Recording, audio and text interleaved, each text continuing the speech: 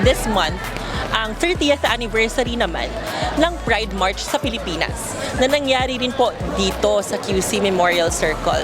More than 50 na mga bading mula sa Progressive Organization of Gays in the Philippines at ng Metropolitan Community Churches of the Philippines, pinakaunang pagkakataon na nagmarch siya bilang mga bading para sa araw ng mga bading.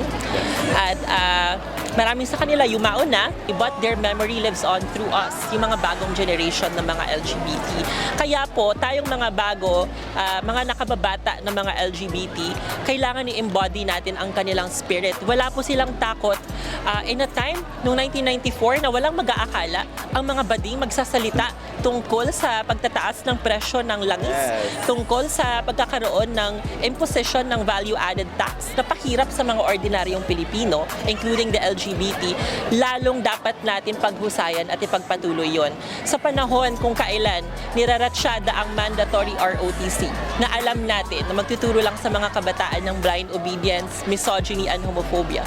Sa panahon na nagkakaroon ngayon ng pagraratsyada ng charter change, na alam natin magpapahaba lang sa posisyon ng mga politiko at ng mga trapo, and isi-sail basically ang mga public services for Filipinos towards foreign ownership.